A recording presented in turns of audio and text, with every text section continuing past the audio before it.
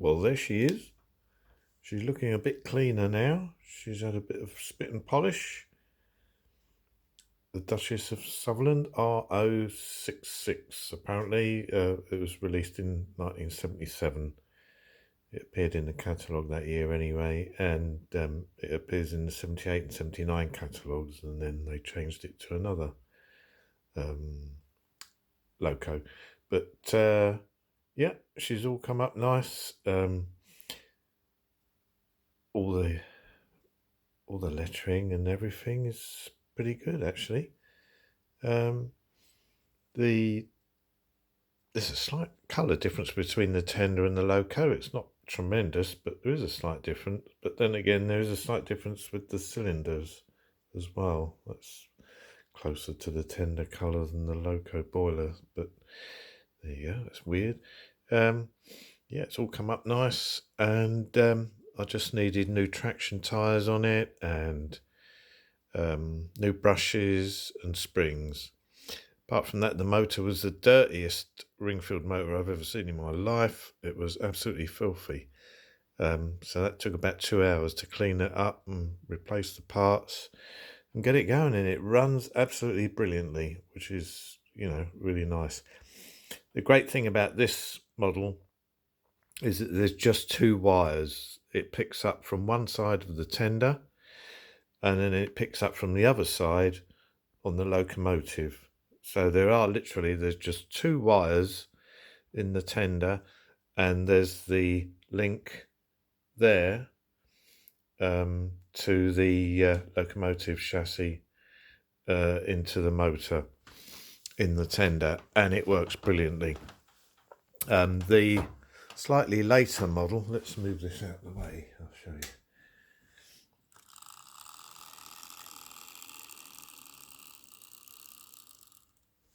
The slightly later Duchess, which I think this is from about 99, or 98 or 99. This was in a train set, City of Bradford. This is a made in China one, and it has the blackened valve gear, which I'm not particularly fond of. They've tweaked the moulding very, very slightly around the sandbox covers and obviously the handrail. Apart from that, it is the same moulding, but they've complicated the electrics. There's 10 electrical pickups to go wrong on this, and they do need tweaking from time to time. If you take the loco body off, there are 6 individual contacts for the driving wheels. There's 2 contacts between the loco and the tender, and there's 4 contacts on the tender wheels, including the side with the traction tyres, which seems a bit odd. But there you go.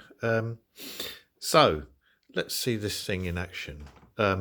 Before I do, there's slight differences between the Duchesses, or Coronations as they're properly called, the ones that were streamlined and the ones that were built as non-streamlined. Now, the Duchess of Sutherland was built as a non-streamlined loco. If you look at the footplate at the front, it curves between the buffer beam and above the cylinder. And if you look at the City of Bradford, this is one that was built with the streamlining, and you can see that the footplate is clearly separate. You've got 2 separate footplates there. There's a gap. The other difference, which is shown on the later early 2000s model of, I think that's Princess Alice. No, Princess Alexandra, that is. And that as the, obviously that was a streamlined one because it's still got the sort of sloping smoke box, if you can see that. And the other difference is on the back on the tender, the streamlined ones have two filler caps for the water and a slight continuation of the sides of the tender beyond the back of it, if you see what I mean there. So let's have a look at this little monster going around. Here we go.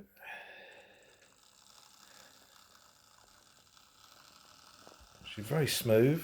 I think you can safely say it's been run in.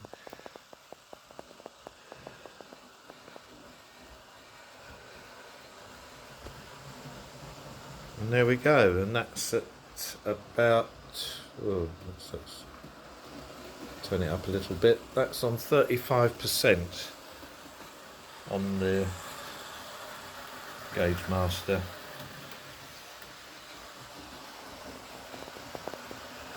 So there's plenty of life in that motor. No hiccups. It's a very smooth runner. And for 18 quid, I think that's got to be a bit of a bargain, really. So yeah, hope you enjoyed that little video. This is I love this colour. It's brilliant. So yeah, hope you enjoyed that. There she is. So that turned out to be quite a fortuitous trip to the antique shop. Okay now, I'll say goodnight. Bye now.